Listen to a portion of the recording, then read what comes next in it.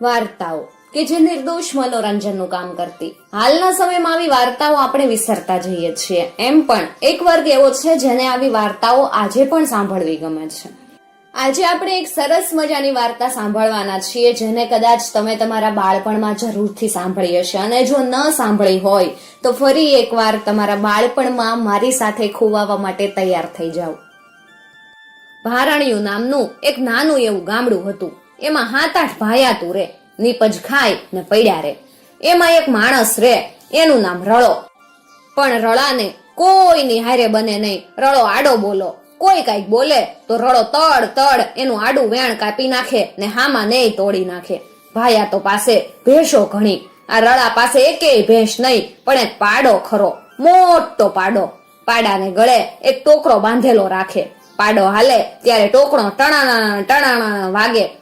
રોજ હવારે ભાયાતોની ભેંસોનું ખાડું આઢે એટલે પાછળ તરત જ રળો પોતાનો પાડો અઢાવે ને બોલે, ટણાનો ટોકરો વાગે ને રળાનું ખાડું આઢે, ટણાના ટોકરો વાગે ને રળાનું ખાડું આઢે.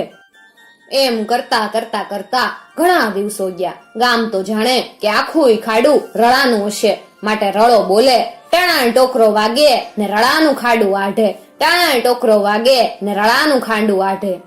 ભાયાતોને એની ખબર પડી. એ તો ખીજાયા. બધા કે, લે આ તો પોતે માલવાળો કેવડાવેસ, બાંડી ભેંસ તો પાહે છે નહીં ને હું જોઈને બોલતો હશે ટણાનો ટોકરો વાગે ને રળાનું ખાડું આઢે.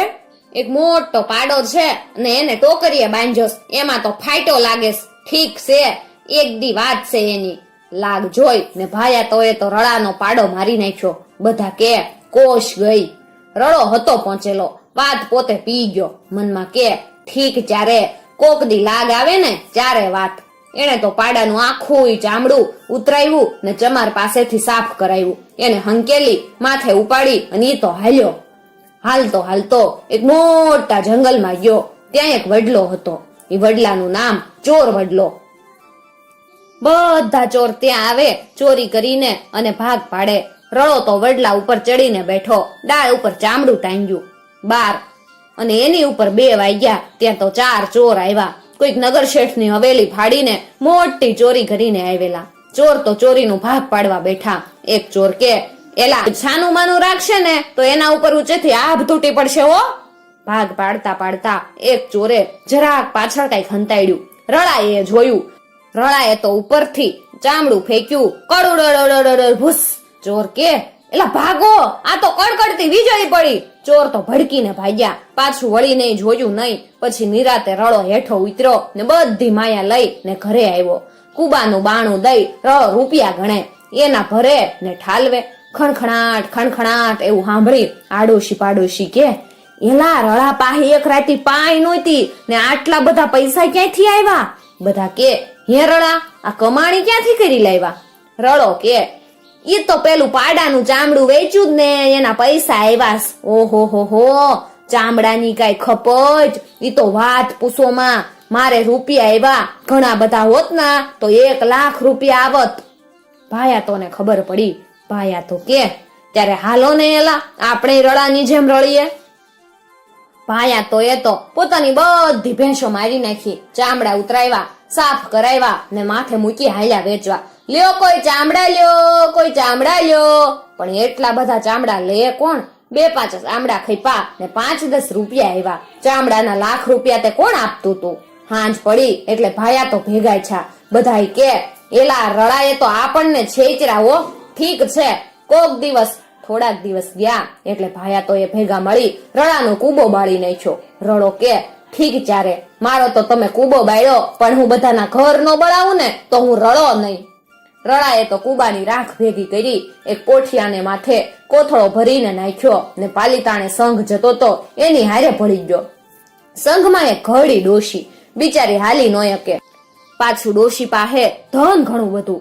રળાનો પોઠિયો જોઈને ડોશી કે, ભાઈ આ પોઠિયા ઉપર બેહારીશ? રળો કે, હા બેહાડું તો ખરો, પણ આમાં મારું ધન ભર્યું માડી. જો તમે વાહરશો તો આ બધું રાખ થઈ જાહે. જો વાહરો નહીં તો બેહવા દઉં. ડોશી કે, ભાઈ નહીં વાહરું. હાલતા હાલતા પાલીતાણા આવ્યું ને ડોશીમાં પોઠિયેથી નીચે ઉતર્યા. રળો કે, ઉભા રહ્યો ડોશીમાં, મારું ધન જોઈ લેવા ગયો. પોઠમાં તો રાખ જ હતી, જોવે તો રાખ દેખાય. રળો કે ડોશીમાં આમાં તો રાખ તમે વાહિરા તા કે? ડોશી હતા હાચુકલ્યા. બિચારા કે હા ભાઈ જરાક વાહ છૂટ્યો તો. રળો કે ત્યારે માડી તમારું ધન હવે મને આપી દેવું પડશે. રળો તો ડોશીનું ધન લઈને પાછો આવ્યો. રાત પડી ને ભાઈ તો વળી રૂપિયા ખડખડાવવા માંડ્યા. બધા કે એલા પાછા રૂપિયા ક્યાંથી લાવ્યો? રળો કે આ મારા કુબાની રાખ બનાવી હતી ને ઈ વેચી નાખી, એના રૂપિયા આવ્યા. મારે કઈ મોટા મોટા ઘર થોડી હતા કે વધારે રાખ થાય, નહીતર તો 1 લાખ રૂપિયા આવે તે 1 લાખ. ભાયા તો કે હાલોન આપણે રળાને જેમ કરી, ઈ પૈસાદાર થઈ જાય ને આપણે હાના રહી જાય. ભાયા તો એ ભેગા થઈ પોતાના ઘર બાળી નાખ્યા. એની રાખના તો મોટા ઢગલાના ઢગલા છા. ભાયા તો રાખના હુંડલા ઉપાડીને બજારે વેચવા આવ્યા. લેવી છે કોઈને રાખ, લેવી છે કોઈને રાખ. ગામના માણસો કે રાખને તમારે માથે ચોળો, રાખને કોણ લેતું તું? બધાએ વીલા મોઢે ઘરે આવ્યા. બધા કે આ રળાએ તો માળા ચૈત્રા. રળે તો મોટું ઘર ચણાવ્યું, ઘણી બધી ભેંસો લીધી, એક પાડો રાખ્યો ને એને ગળે ટોકરો બાંધ્યો. પછી તો પોતાની ભેંસો અઢાવે ને સાથે સાથે પોતાનો પાડો અઢાવે ને બોલે ટણાન ટોકરો વાગે રળાનું ખાંડું આઢે, ટણાન ટોકરો વાગે ને રળાનું ખાંડું આઢે. મિત્રો એક ખાસ વાત જણાવી દઉં કે આ બધી જ વાર્તાઓ ફક્ત અને ફક્ત મનોરંજન માટે જ છે અને કાલ્પનિક છે. દોસ્તો જો તમને વાર્તા સાંભળવી ગમે તો તમારા મિત્રો સાથે જરૂરથી શેર કરજો અને આવી જ બીજી નવી વાર્તાઓ સાંભળવા માટે ચેનલને જરૂરથી સબસ્ક્રાઇબ કરી અને સાથે આપેલું બેલ આઇકોન પ્રેસ કરજો, જેથી આવનાર નવા વિડીયોઝની નોટિફિકેશન સૌથી પહેલા તમને મળી શકે.